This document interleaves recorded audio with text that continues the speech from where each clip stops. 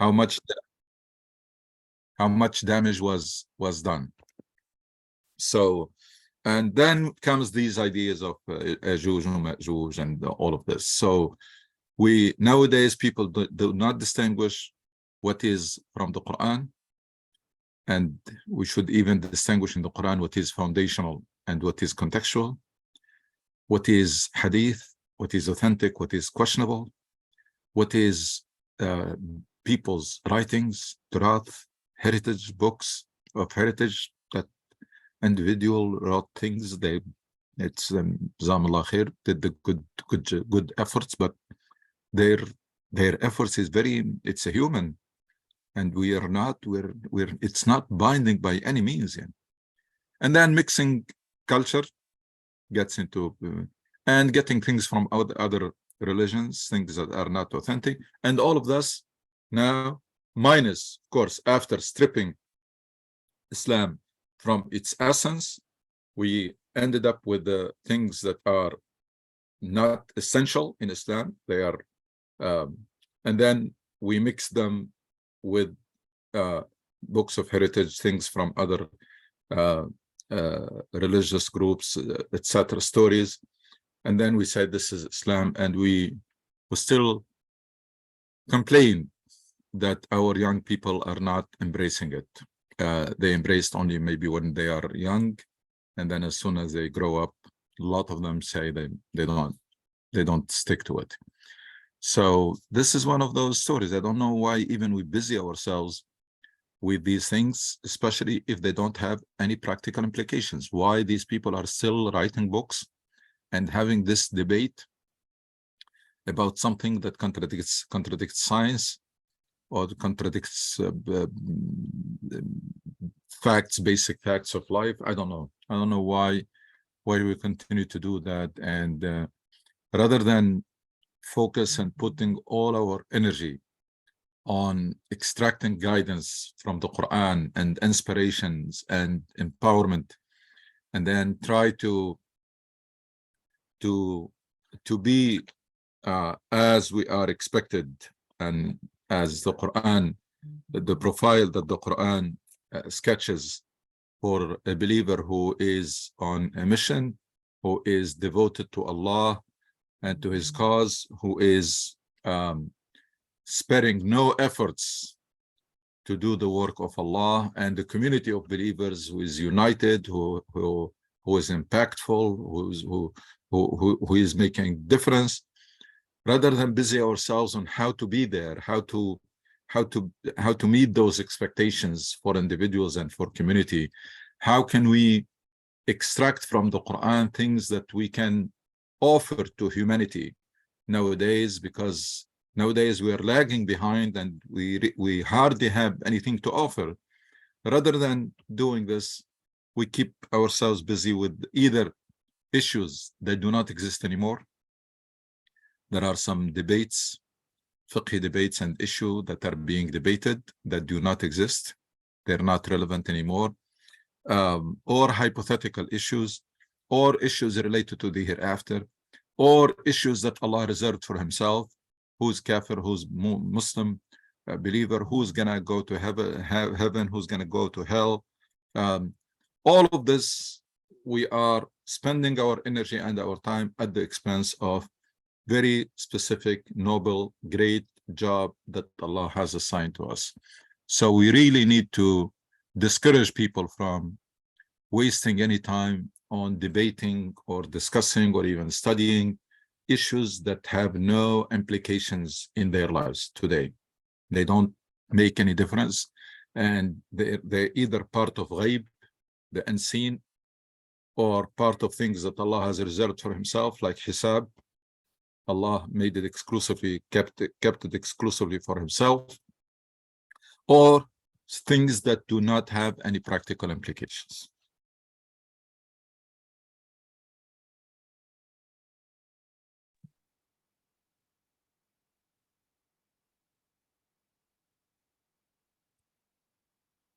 Hello, Dr. Ghannouch. May I have a question, please?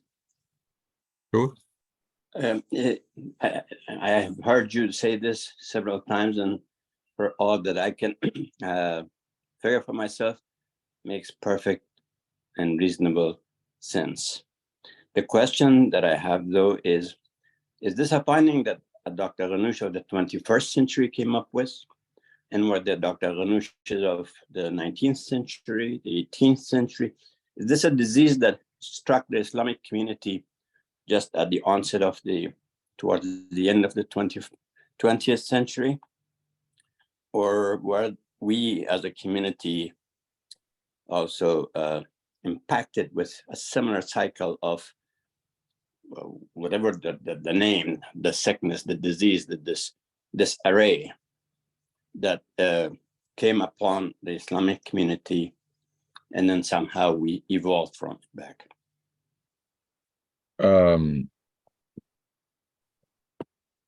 It is, I mean, for me, it's a long journey of reflection and contemplation and thinking and reading and studying. And because I've been always puzzled with this idea of Muslim being way behind and irrelevant in this world, in spite of our great deen, and in spite of a lot of resources and opportunities, and we're still way behind. This is something that I have never accepted. I never took it for granted, like unfortunately many people.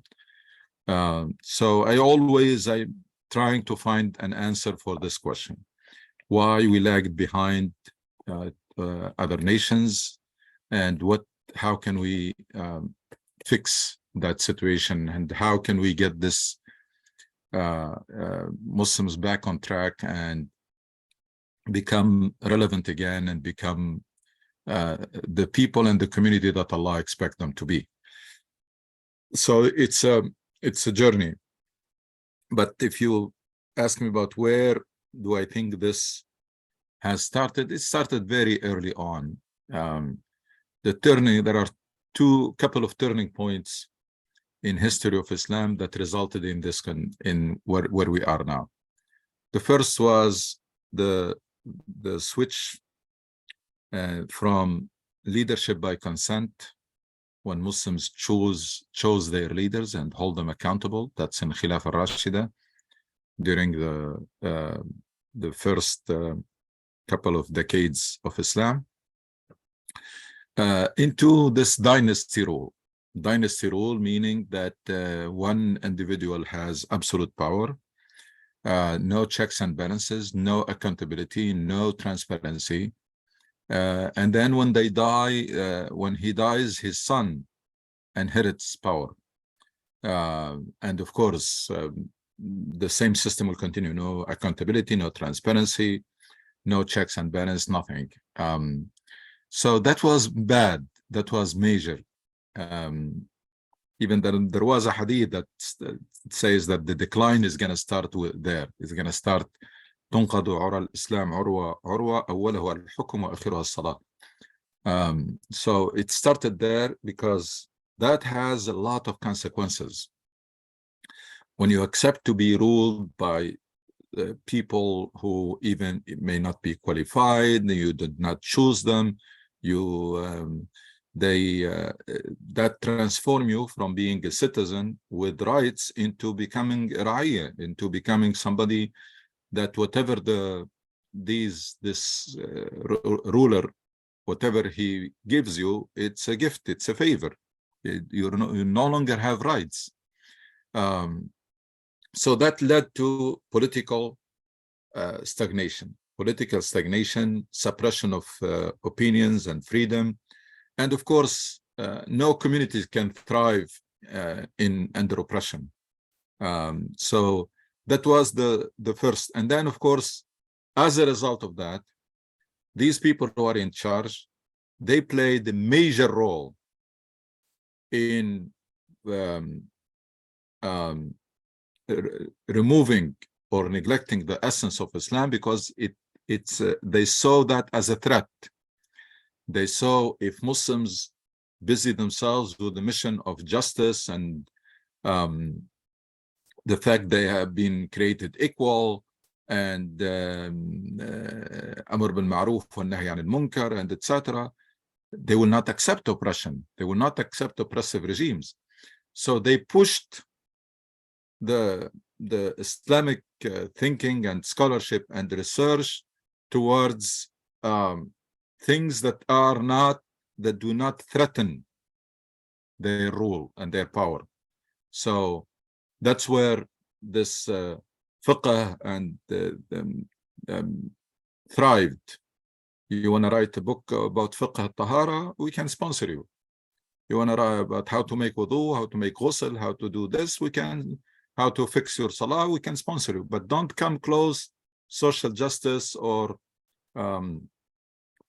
anything that can threaten or shake the. So you can see the chain reaction. Accepting to be ruled by dynasties, by families, accepting absolute power that is passed from father to son, that resulted into suppressing freedom of thinking and freedom of speech and freedom of conscience and opinion and etc. And that led to a political stagnation and opened the door for Muslims to be busy with things that are well established in Islam, and there is not much ijtihad is needed in them at the expense of the essence of Islam. So that was the turning point. The other turning point, and because of this, a lot of time people do not realize, or Muslims do not realize, that yes, we had very strong states like Dawla al-Amawiyya, Dawla al-Abbasiyya, al-Uthmaniyya, and they were ruling big parts of the world and etc. But we had weak societies. I mean, the state is strong, but the society itself is weak, because society does not thrive in the absence of freedom and creativity, etc. The other major turning point happened is when Muslims, again, out of good intention, by the way, the first thing was out of good intention, because Muslims have seen, including Muslim scholars, they have seen the bloody civil wars that happened during the transition between the camp of Ali ibn Abi Talib and Muawiyah. They were so eager for stability and law and order at any expense. And that's what allowed them to accept that kind of governance, just because it brings law and order and stability and stops the bloodshed. That's what they thought. The other turning point is when Muslims, out of good intention again, decided, I don't know how it was made, but there was a trend that we don't need ijtihad anymore. We have enough fiqh, we have enough books, enough that we don't need. So in order to preserve Islam, we need to stop any ijtihad, because one, it is not needed, and two, because it is risky, it may lead to bid'ah and deviation. So the best thing is to freeze Islam, and so that we can preserve it. And that was a disaster, because that runs exactly against the fact that Islam can survive only with ijtihad, because the sources of guidance are fixed and life is evolving all the time. And there is no way to prevent a gap between life and source of guidance except by keeping this ijtihad all the time. That people should be always studying the Quran and reflecting and contemplating and coming up with the new perspectives and seeing things from a different angle, and then revisiting a lot of fiqh that we take it for granted because life is evolving. That's the only way, actually, you can keep Islam relevant, because our job is not to preserve Islam. Allah has taken on himself to preserve Quran. Our job is to keep it relevant. Our job is to keep it relevant, and that comes only through ijtihad. It is the result of, as a result of that, in the 21st centuries, Muslims are still relying exclusively on tafsir and books that were written many centuries ago. Why? Because of our laziness, and because of that idea that we have enough, ijtihad can lead to bid'ah. And why they say we have enough? Because if you think that Islam is about fasting and praying and paying zakat, yeah, we have enough. We don't need more. But that's not what Islam is about. The part that needs a lot of ijtihad in Islam is how to fulfill that mission of Amr Ma'ruf and Nahy Munkar and establishing justice on earth, and how we can achieve those ultimate goals and purposes of Islam. That's the part that was frozen and neglected by design, and we just kept busy with things that do not need any ijtihad. I mean, how much ijtihad you need to do in prayers and in wudu? There is none. It's things that are well established and they do not change with time. Yeah. So, and that's why I keep saying that as a result of all of that, there is no amount of patching that can fix this damage. We just have to reset. We have to restart the process of discovering our deen from the Quran itself, as if Muhammad ﷺ is amongst us and he's receiving Quran now, and we're trying to see how we can implement that Quran in our lives. That's the main thing that we should be busy ourselves with. And then books of Turath, etc., should be really, as I said, supplementary reading. And then when it comes to the Hadith, we have to be very, very careful that not to start from the point that if a Hadith is in Sahih, then it is authentic, and then we have to find a way to reconcile it to the Quran. We don't have to. If it is not consistent with one of the foundational principles of Islam in Quran, we just put a question mark on its authenticity, and that doesn't take anything away from the Hadith, doesn't take anything away from the great work that those scholars of Hadith they have done. In Quran, it is well established that there is no compulsion in religion. لا إكراه في الدين أفأنت تكره الناس. And there is, it's a وقل الحق من ربكم فمن شاء فليؤمن ومن شاء فليكفر. It's very well established in Quran that Allah subhanahu wa ta'ala gave people freedom to choose this deen or to it. Now, if you tell me that there is a hadith in which the Prophet say that I'm going to fight people until they say Ashhadu an la ilaha illallah, I say I'm sorry, I cannot accept it. I cannot accept it because it contradicts a very clear principle in Quran that Allah left it for people the right to choose and to be responsible for their choice and to be held accountable. And Allah made it clear that the job of the Prophet ends in delivering the message, not even in converting people, not even in judging people, never mind to force them to be Muslim. So that's your innama alayka al-balagh. So that's just one example.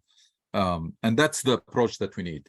Focus on studying the Quran, using the Hadith as much as it can help us understanding the Quran, and then everything else is supplementary reading. You may read the whole book of Turath, you may get only few points from it or a few ideas that are still relevant. But to say that we need to dedicate ourselves to study the books of Ibn Taymiyyah and Ibn Qayyim and Ibn Kathir and Ibn Ishaq and Ibn Hisham, etc., and then limit ourselves there just to rewrite these books and study them or memorize them, etc. I'm sorry, if we're going to continue doing that, we're not going to get any better situation or better product than what you see.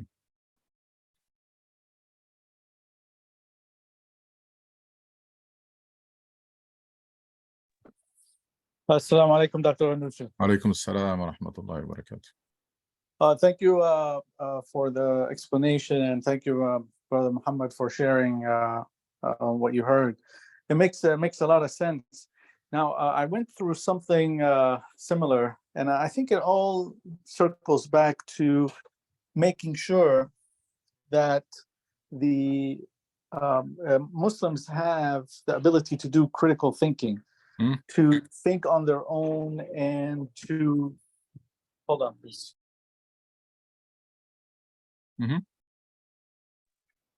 Yeah, for Muslims to think.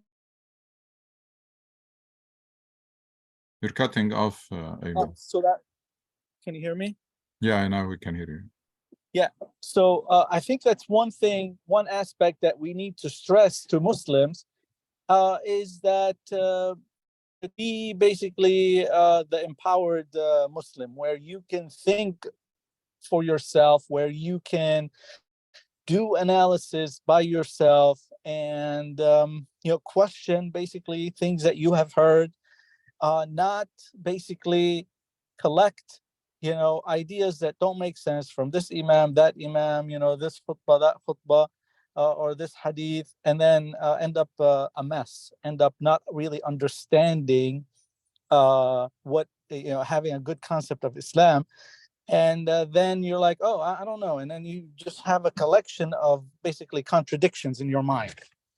The reason I bring this up, can you hear me, Dr. Anushi? Yeah, we can hear you. Yeah,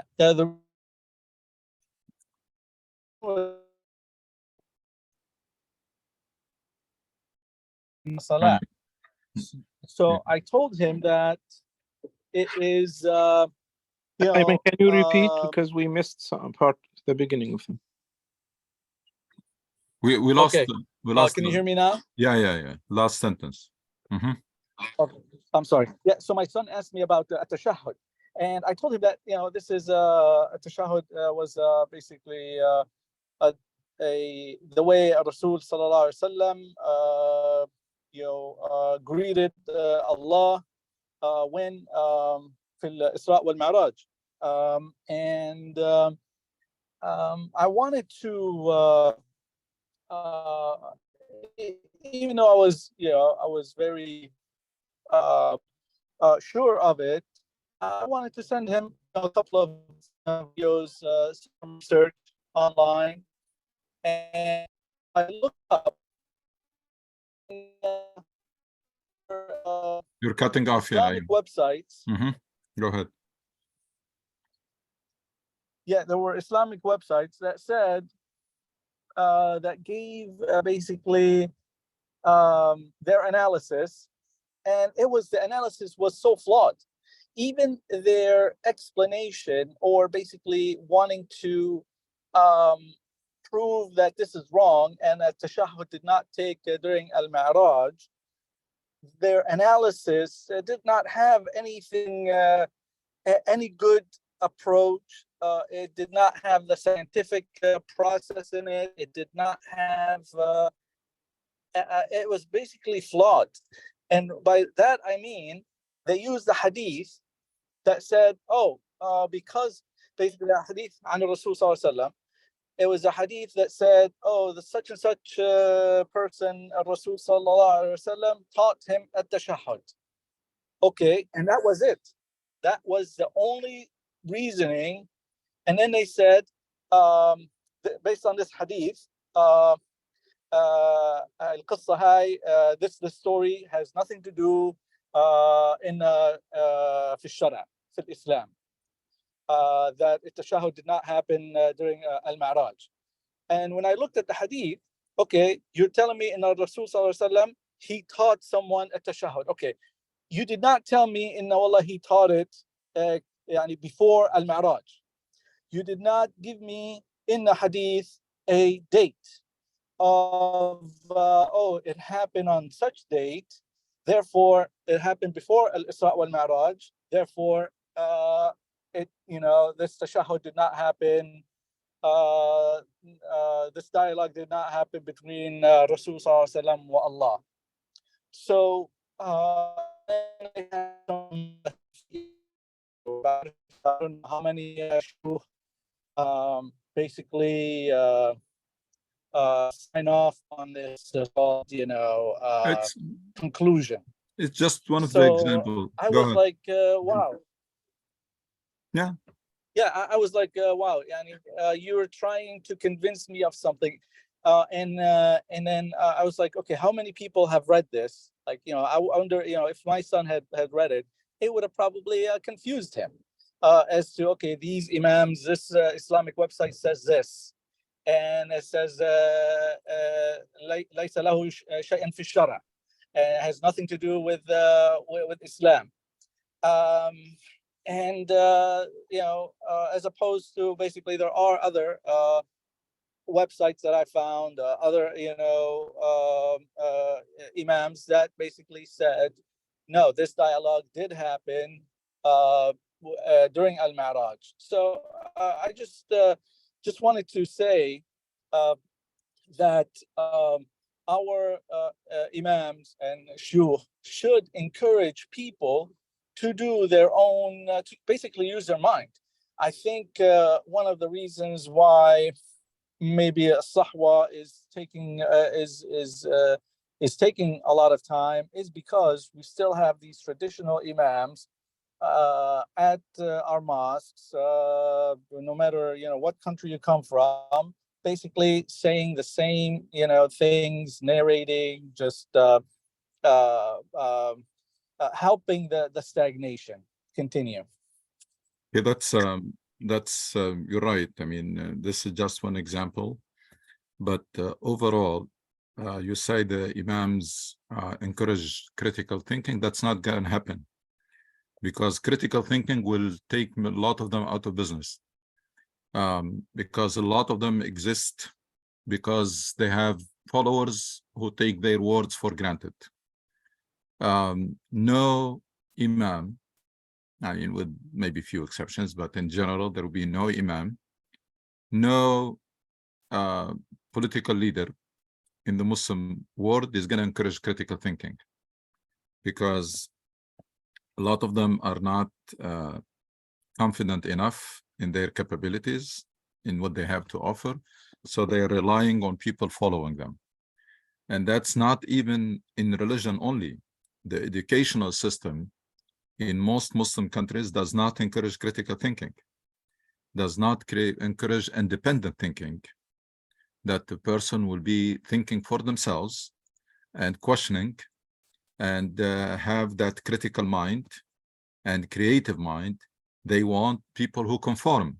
They want people, everybody, from the person who's in charge of the country to the person to the teacher, to the imam, to the parents. Everybody are looking for control and looking for their subordinate to obey and to confirm, not to be convinced. Nobody has any time to convince anybody. You have to take it because I'm your father. You have to take it because I'm your mother, because you have to take it because I'm your imam, because I'm your teacher, and because I'm the president. Then you have to take my word. It's very, very unfortunate, and it's going to take a revolution for people to go to the other side, which is basically welcoming parents, welcoming critical thinking from their children, welcoming questions. There are very few things that are not questionable in deen and in life. Very, very few. Almost everything is open for discussion and for debate. And subhanallah, you compare that to the prophetic approach Rasul Sallallahu Alaihi Wasallam used to consult and encourage his companions to express their opinions, and even if when they disagree with him, they differ with him. And because he was a teacher, he was teaching them to think critically, and that's why they got it from day one. They knew that this is the prophet who receives a revelation, but this is also their leader. And they always ask him, number of times they ask him, is what you're saying, are you saying it in your capacity as a messenger, and it's something that you received from Allah, or in your capacity as a leader, which means your opinion? As soon as he tells them, no, that's my opinion, they say, okay, we have different opinion.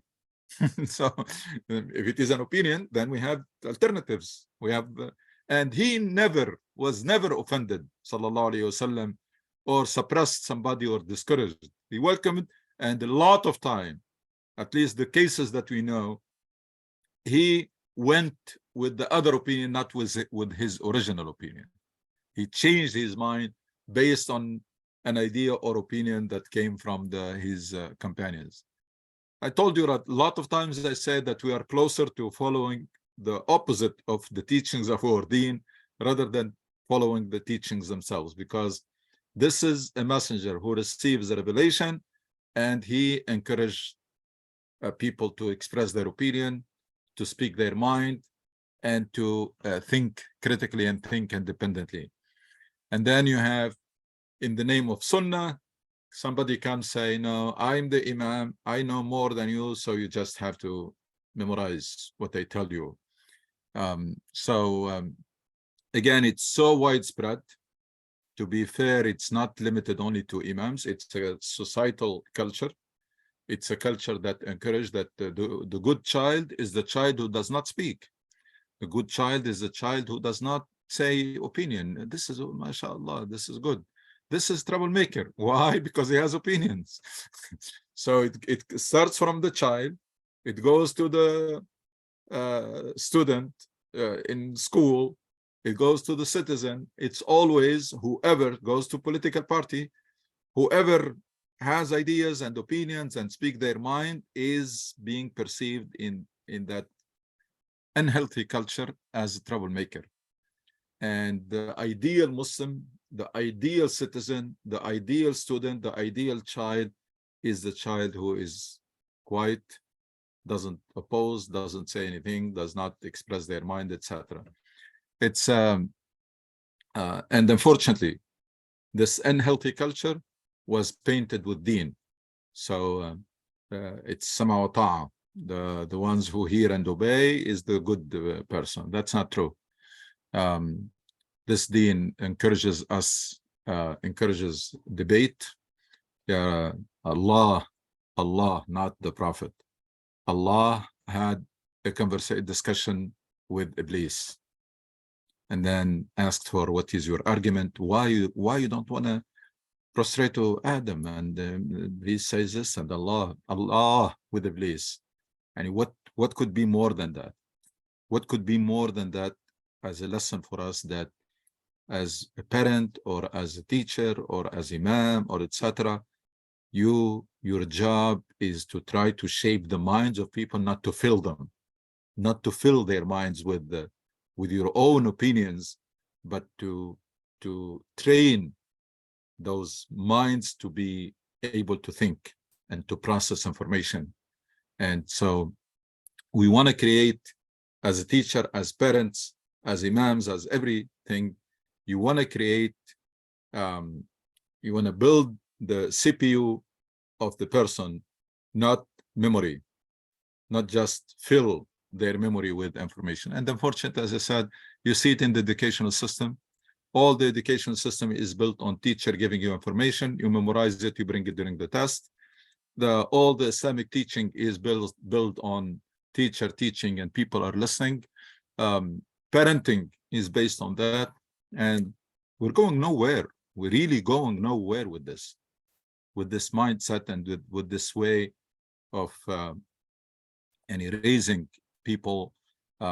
We should do exactly the opposite, starting from parenting, to the teacher in school, to the imams in the masjid, to everywhere. Encourage people to think, ask questions. Don't be offended when they disagree with you or when they ask you a question, even if you're not prepared for it. That's fine. It's not embarrassing for a parent or teacher or imam to say, I don't know, I need to look more into this. It doesn't take anything away from, don't be embarrassed. And don't be offended or take it personal or try to suppress people just because they ask tough questions or they ask you a question for which you are not ready to answer. That's the attitude of our teachers and our imams, our parents, etc. That's their attitude, and that's wrong. It's okay to say, I don't know, or I did not, I need to look into this more.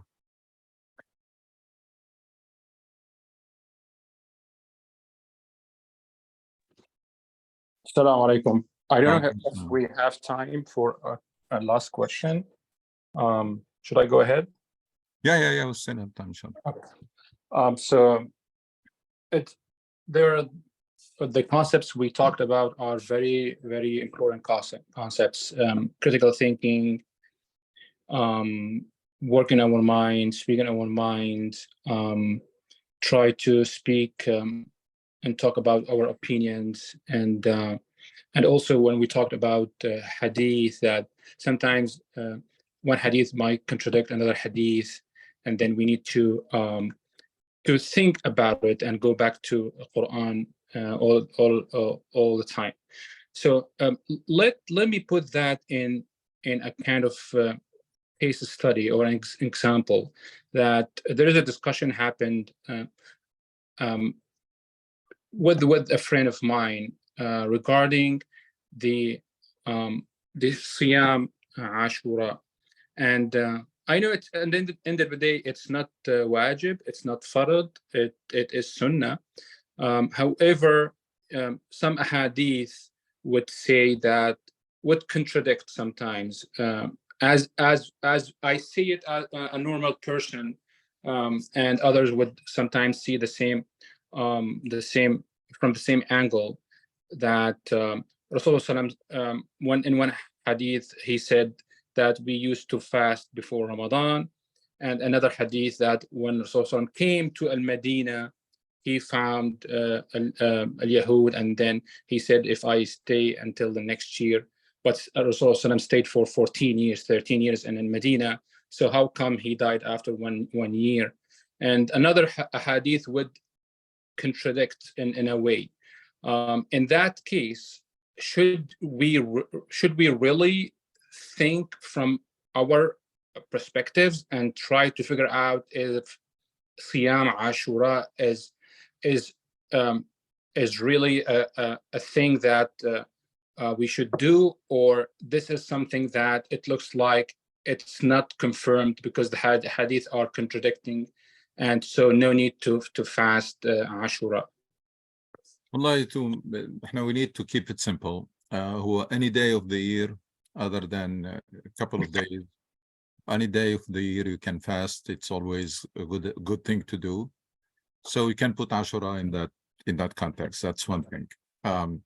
You want to see it like this is the day Allah subhanahu wa ta'ala saved Musa alayhi salam, and we belong to that chain. We, as followers of Muhammad sallallahu alaihi wasallam, we inherited all the previous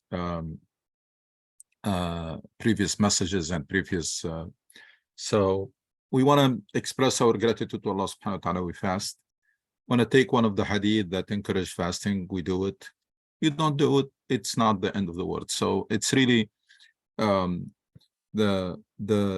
timeline of the seerah is very confusing. You may find in books of seerah that this incident took place in the 2nd year, and another book says in the 8th year. We're not talking about weeks even difference or months. We're talking about years of difference. So the timeline, especially if you're going to rely on Sirat ibn Hisham or ibn Ishaq, and that's what most people relied on, the timeline is not very clear, very precise. So as you just mentioned, how come the Prophet came to Medina and they told him about Ashura, and he said, if I lived the next year, and then he died. But that's by itself, I don't know why people don't even question this. So this is the way I look at these things. Rather than taking too much time to see how authentic or not, just take it for yourself. Say, and also I'm looking for opportunities to fast and to worship Allah more, and this is an opportunity. Let me take advantage of it. Relying on one hadith or on some hadith. If someone is not, which that's what I prefer. I prefer that my attitude is I'm looking for opportunities to express my gratitude to Allah subhanahu wa ta'ala, to worship more. I need encouragement, I need incentive. So when I have an incentive like this, the day of Ashura, let's do it. Even though if it is not as solid, for example, as the day of Arafah, but because I'm looking for opportunities, even for half opportunities, so I'm going to take advantage of it. And that's the approach that I prefer. And that takes us away from any debate. And then if the Muslim with you in the masjid did not see it that way and did not fast, it's okay. I mean, it's not the end of the world. So let's keep things in perspective. Fasting of Ashura is definitely not an essential thing in Islam. So it is a matter of stafti qalbak. I personally encourage the first attitude, which is that Muslims should be always on the look for opportunity. And when you get an opportunity like this, just have the right intention and go for it. Because there are a lot of temptations and distractions in this life. So when we have an incentive, when we have something that will encourage us to fast another day, why not taking advantage of it? That's all. Jazakallah khairan. So the point in this case, it's not specifically about Ashura, but the point here is it's okay, and maybe it's encouraged even for us as Muslims to think and read. Actually, let's say discussing this this topic in a very like in a high level, with all respect to my friends that we discussed. It was a very healthy environment. So it encouraged me to go back to subhanallah, to Sirah, to read more, to get more knowledge. And even if I'm not mufti, but the point here that, as you always mention, Dr. Anoush, in your khutbahs and in this class, that there is nothing called al-ilm is done, is finished. So I got all ilm that I need now from Quran, because I read Quran, I read one book of tafsir, I read one book of Sirah. That's it. No need to learn more. No, that's not the story. We need every day, and maybe not every day, every hour, if we work on ourselves, we learn something new. And that would improve our way of critical thinking, could be, and understanding our religion, understanding that our religion is flexible. I might have an opinion, other person might have different opinion. We live in the same place, we are friends with different opinions. That is okay. And since there is no like breaking the pillars of our Islam, our deen. You're right, Akhil. Our deen is very simple, very consistent with nature, deen fitra. We made it rigid.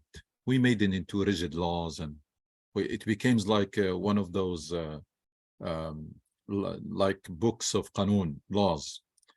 That's not what it was meant. It was meant to be a book of guidance and inspiration and empowerment, not to, we made that mistake into turning it into rigid laws. And that should not be the case. And then we made those issues gave them more importance than they deserve, to the point that people may fight, may enter into disputes just because they differ about something that is, it's okay to differ about it. The largest area in our deen is the area of flexibility, is the area when there is hardly anything in Islam about which there was no two opinions, at least. Just go read. From the early days, from the Sahaba and Tabi'een, they differed about wudu, they differed about salah, they differed about fasting. This one say, if you do that, your fasting is void. The other say, no, it is not void, just continue. This one says, continue and then make up for that day. And this one says, don't make up for that day. Fasting. And then Hajj, this will void Hajj, this does not void Hajj. This is a requirement, that's not a requirement, etc. That's from the early days. Who has the right to now come and make it narrow? This is a religion that is meant to be flexible, so that it can be valid for all times and all places and all circumstances, all cultures, etc. That's the wisdom of Allah subhanahu wa ta'ala. He made it so clear. قُلْ تَعَالَوْا أَتْلُ مَا حَرَّمَ رَبُّكُمْ عَلَيْكُمْ. He didn't say, come to tell you what is lawful. Come so that I can tell you what Allah has prohibited, because that's the short list. Everything else is halal unless it is forbidden by text, not the other way around. Now, when it comes to learning, this is something that also need to be resisted, this temptation that I know my deen, I don't need to learn more. I know what I need to know, even about my life. That's not true.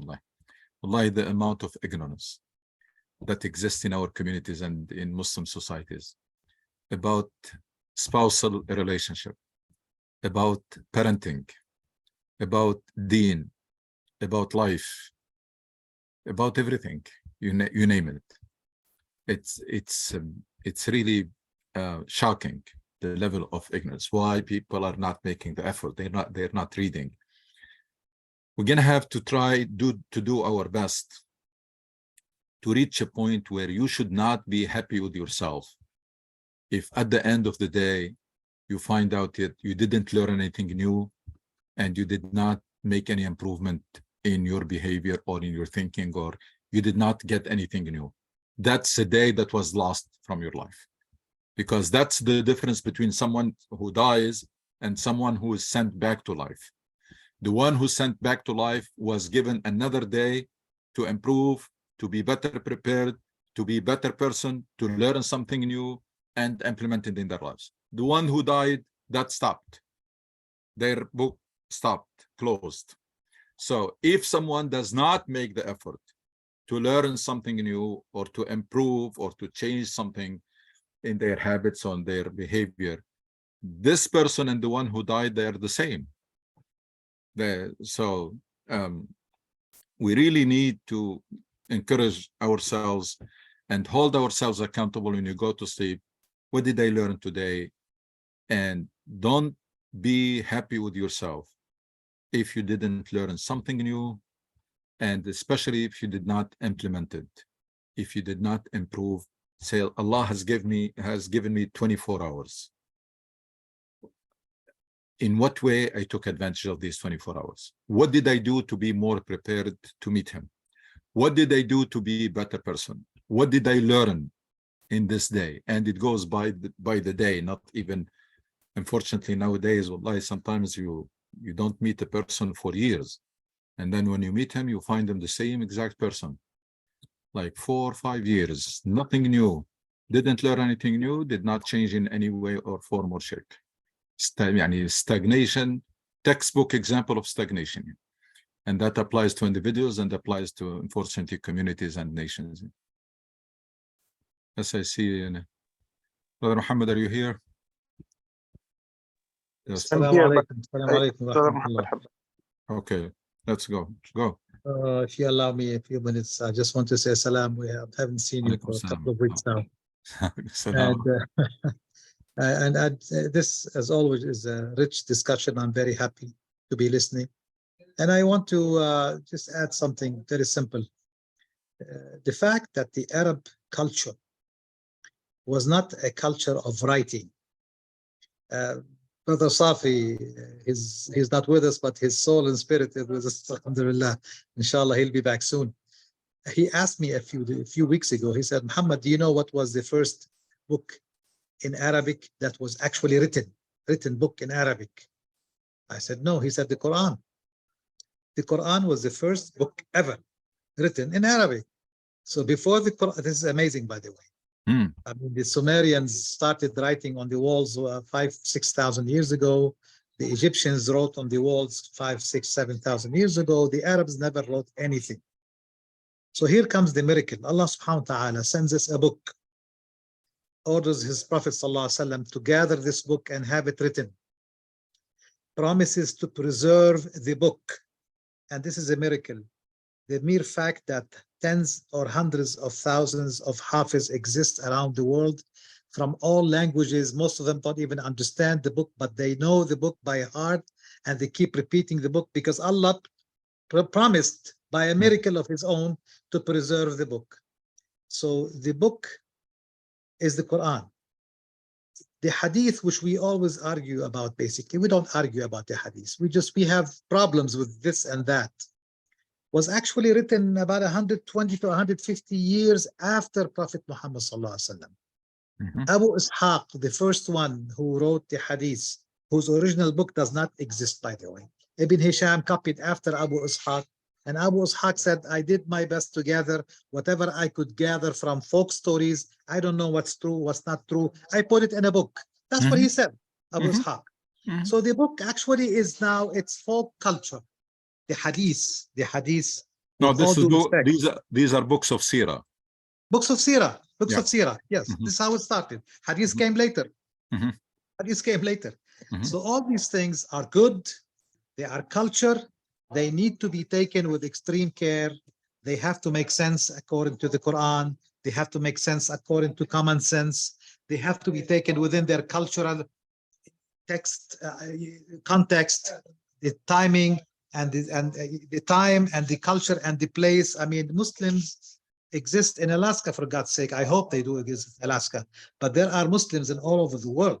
They don't have to adhere or to understand what is the importance of dates. By the way, we love dates and we eat dates all the time. In Northern Europe, they don't have dates, for God's sake, and that doesn't make them any less of Muslims.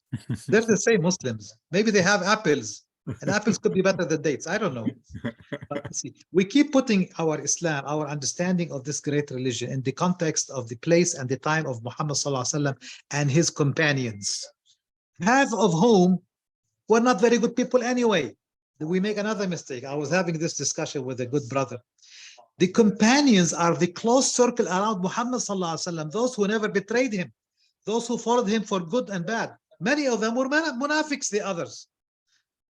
Many of the Sahaba, in the definition that we are taught, those who saw and lived with Muhammad Sallallahu Alaihi Wasallam, many of them were munafiqeen. Read Surah At-Tawbah and you know. So we should take this Islam from the context of time and place. We should love Muhammad Sallallahu Alaihi Wasallam and love the message which he brought to us, Al-Quran.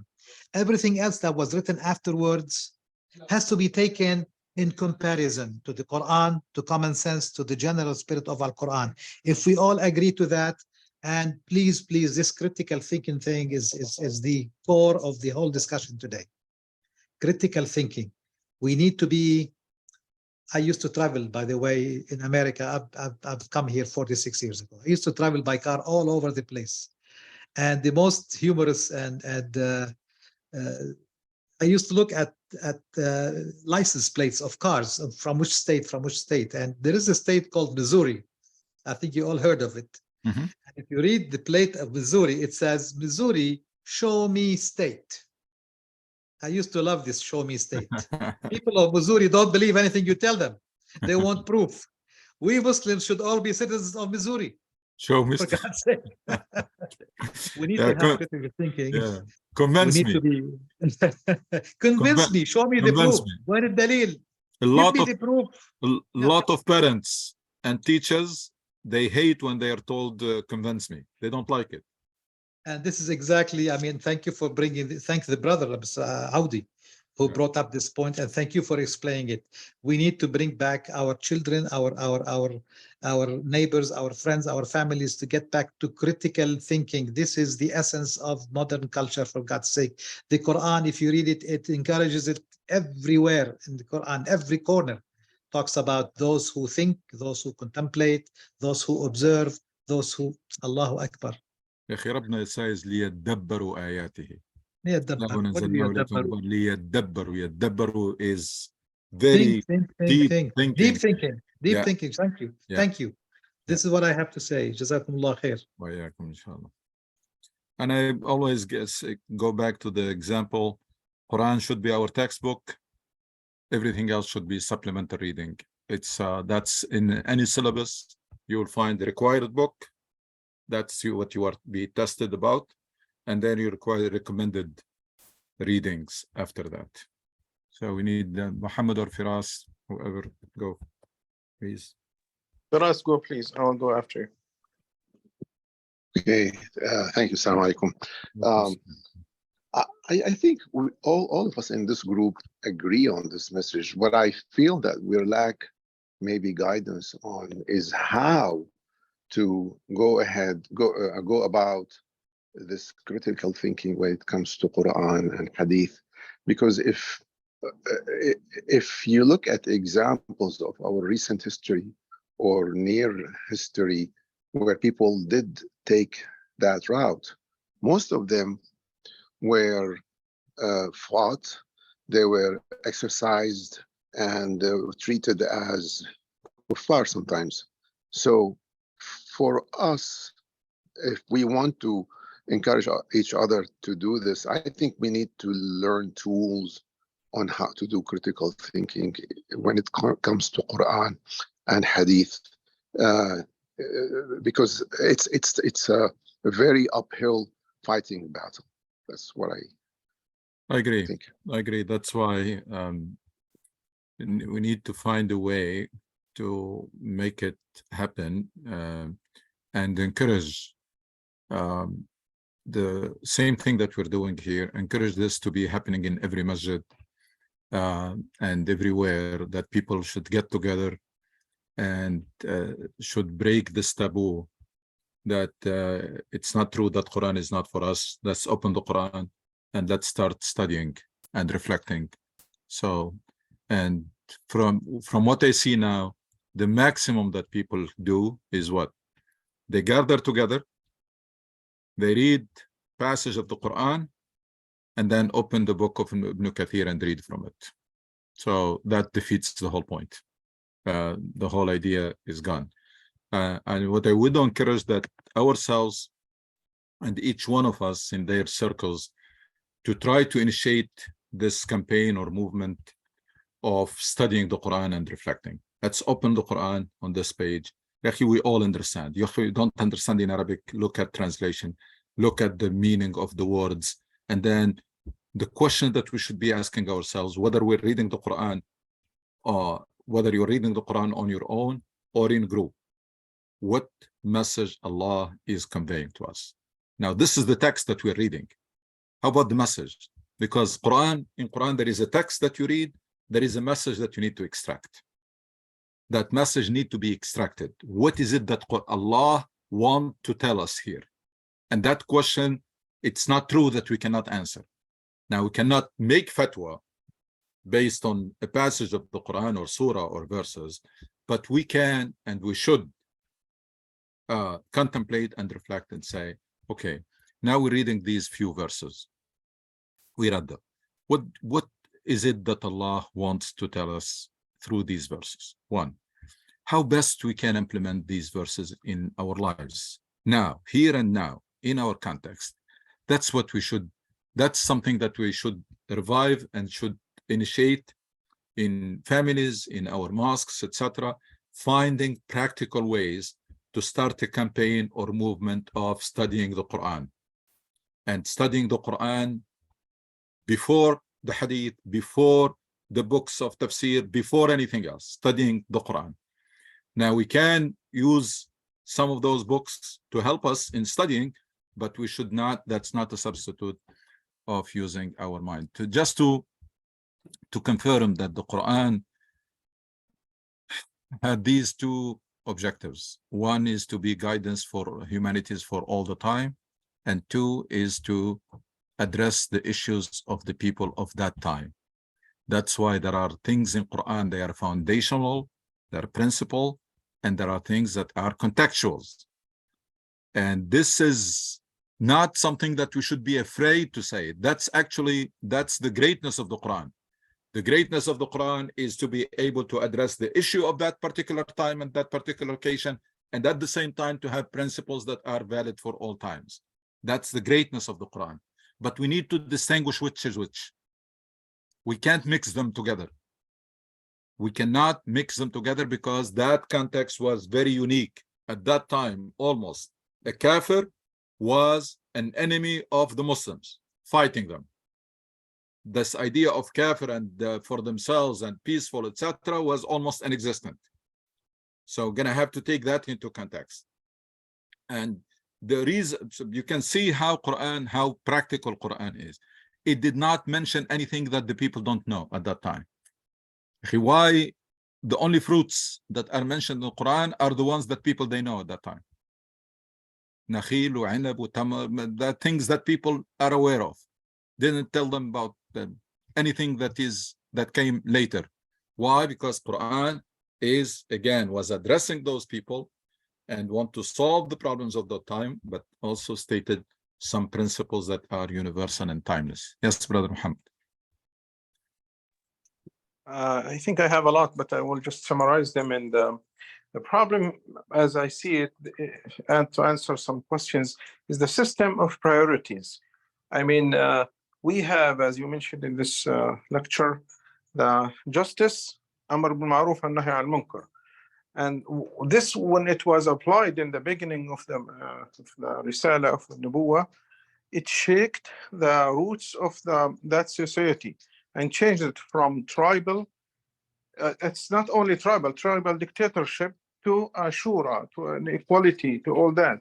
And that's why I think the kuffar of the Quraysh or Jahiliyyah refused to become Muslim. Not because they worship a sanam or an idol. I know they are better than that. But they refused to be equaled with other levels of people in the society. So now the problems that we facing right now is we are not looking at the high priority things. The system of priority that we have is reversed. And sometimes you hear in Khutb Jum'ah about Ashura because it was mentioned. And I mean, there's a lot of contradicting hadiths about Ashura. Al-Bayruni, which is one of the really major scholar or scientists in Islamic history, had a lot of questions about the dates of Ashura. And if you look at the hadiths, you will find them contradicting. So, and some hadith about even Ashura or about Yom Arafah and Kada, and these examples, they said if you fast that day, all of your sins will be wiped out. How come? That contradicts Quran, because in Quran you are responsible for every sin. Nothing will wipe out your sins if you do it. I mean, major sins, I would say. So there's a lot of our mentality, our Muslim mentality needs to be reshaped and look at the major things. Allah subhanahu wa ta'ala considered justice. It's the reason for all of the messages. Allah sent the messages, the mizan, or everything in life, just so people live based on justice. So I would say, if we create an elite, if the elite start thinking with the right, the pyramid head is up and the other stuff, the non-important stuff on the down. I don't want to discuss every single one of them, but at least if we look at the elite, we have to have elite. The elite always controls the society. But if the elite is busy with other non-important stuff, then we have a lot to do. We have a long walk to walk. Jazakumullah khair. You're right, akhi. This verse, this particular verse should have taken a lot of efforts of studying it, because when Allah subhanahu wa ta'ala in one verse says that لَقَدْ أَرْسَلْنَا رُسُلَنَا بِالْبَيِّنَاتِ وَأَنزَلْنَا مَعَهُمُ الْكِتَابَ وَالْمِيزَانَ لِيَقُومَ النَّاسُ بِالْقِسْطِ. When Allah subhanahu wa ta'ala says that He sent messengers and books and revelations, all of this for one ultimate goal, for justice to prevail on earth. That's where Muslims should gather around this verse everywhere and say, this is the purpose of Allah. How can we make it happen? How can we, starting from ourselves being just and fair in our families and in our homes, and then going all the way to make sure that justice prevail on earth. That's what people should be really focused on and busy themselves with, rather than disputing and clashing over things that are really minor in the Quran, or there are things that are part of the flexibility of this deen, and therefore there is no need to waste our time. Each one of us can keep their opinion, and we're fine here.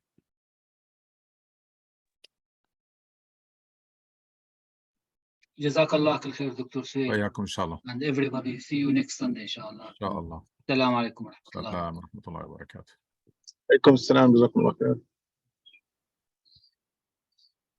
عليكم السلام. شكرا. عليكم السلام.